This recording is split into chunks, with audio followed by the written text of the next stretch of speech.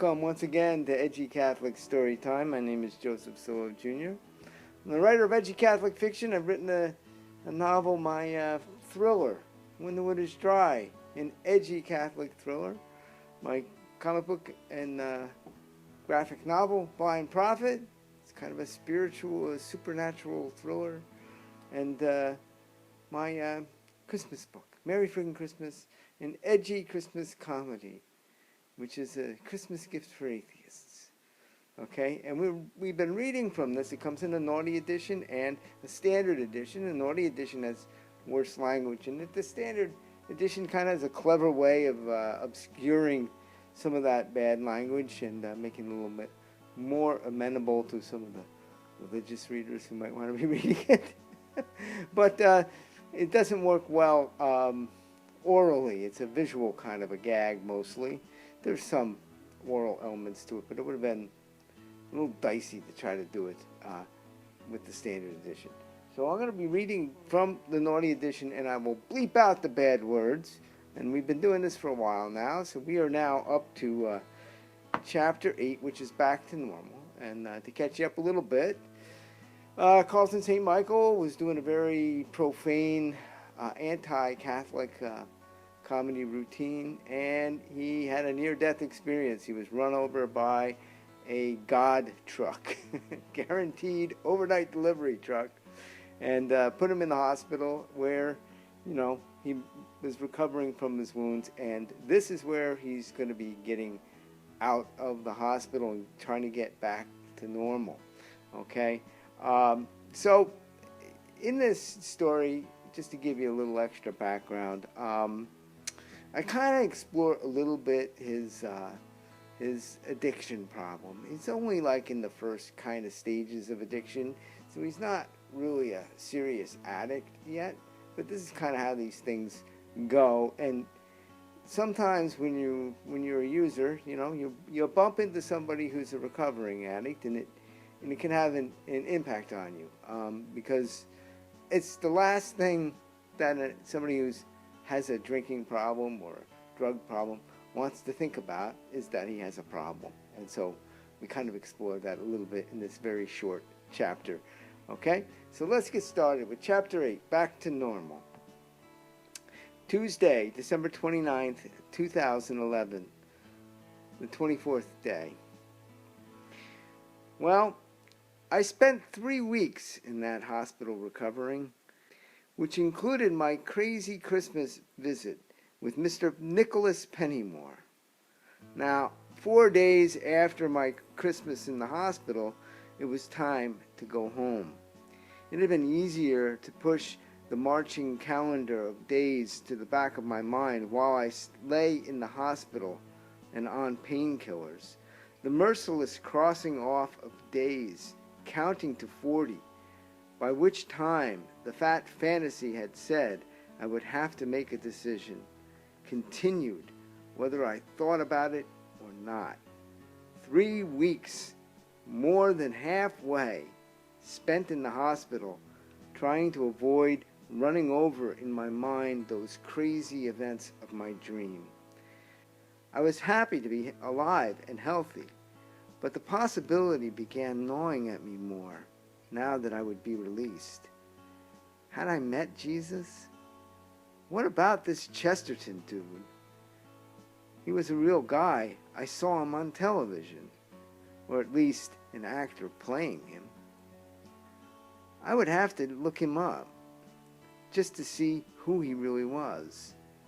He said things I could check. That stupid joke, for one. Love our neighbors and our enemies because generally they are the same people. What a tool if he really said something like that. Well, I would just have to check it out.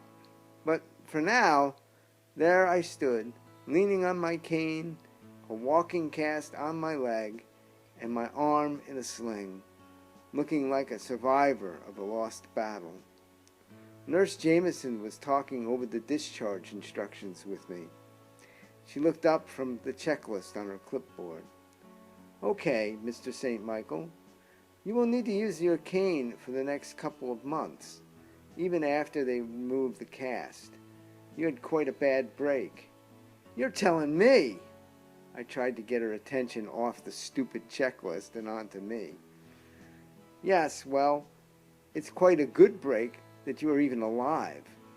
She turned her head away then and looked back at her clipboard. I was only kidding. I could see she was the serious type and wasn't going for my silly jokes. I'm sure she had patients try to flirt with her all the time, so why should I be the exception? Gratitude was a better angle for the serious ones. I'm very grateful for the care I've gotten here.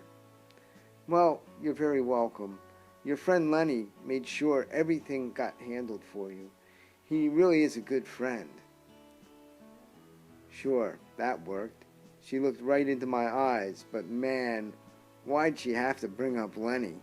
I sighed, and Nurse Jameson looked puzzled, but continued.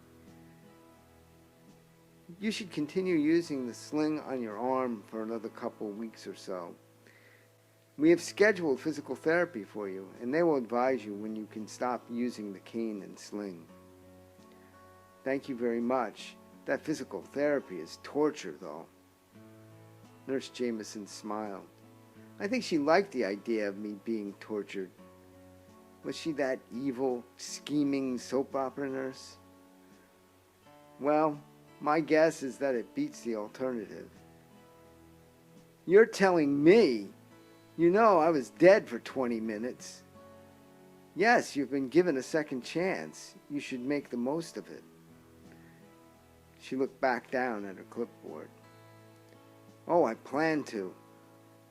I'm not letting any opportunities pass by. So I was thinking. She was focused on her checklist, and finding another item interrupted me. Oh, and one more thing. We have arranged an appointment for you with Dr. Freundheim to evaluate a possible substance abuse problem. Well, now that she thought I was a dope addict, there was not much hope, but I kept swinging.